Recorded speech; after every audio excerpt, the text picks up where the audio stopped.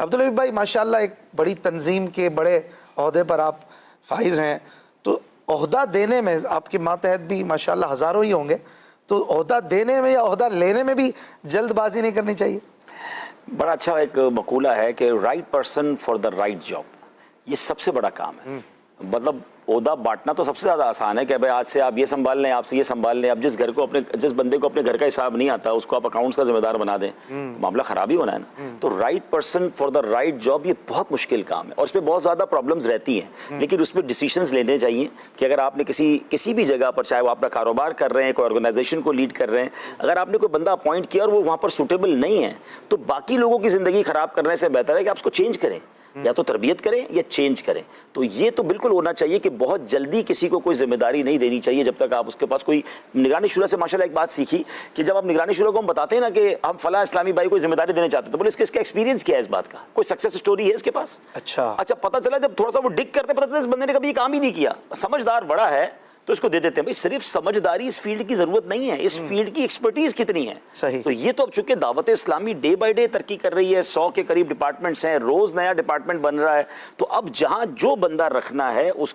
کے پاس کوئی success story ہو، اس کا کوئی ایکسپیرینس ہو تو وہ کام اچھا کر سکے گا۔ ہاں یہ الگ بات ہے دعوت اسلامی کا سافٹ ویئر اس میں ہم ڈاؤن لوڈ کر دیں گے، لیکن صرف دعوت اسلامی آتی ہے باقی شعبے سے متعلق کچھ نہیں آتا تو آگے جا کے پھر دوسرے لوگوں کو پرابلم ہوتی ہے۔ تو یہ صرف میں اپنی تنظیم کی مثال دے رہا ہوں، جو دیگر آرگنائزیشن چلا رہے ہیں یا کوئی انسٹیٹیوٹ چلا رہے ہیں یا اسی طرح اگر کوئی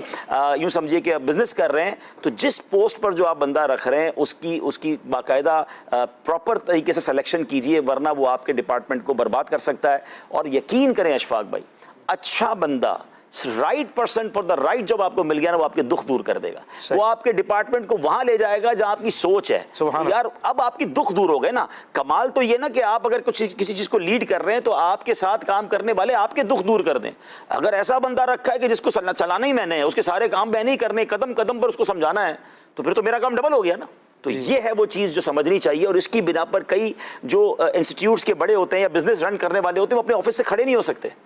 ان کو لگتا ہے میں کھڑا ہوا تو سب ختم ہو جائے کیونکہ ہر چیز مجھ سے پوچھ کے ہو رہی ہے، تو بعض اوقات وہ بھی چلنے نہیں دے رہے ہوتے۔ تو آپ distribution of work with power کریں، وتھ اتھارٹیز کریں، ان کو کام کرنے دیں، right person for the right job تلاش کر لیں اور موج کریں، پھر آپ روبوٹ پہ پورا کام کر سکتے ہیں۔ لیکن اگر آپ نے پرسن سلیکٹ صحیح نہیں کیا، اس کو اتھارٹی نہیں دی، اس کو کام نہیں کرنے دیا، پھر آپ تکلیف میں ہی رہیں گے۔ صحیح، ماشاءاللہ۔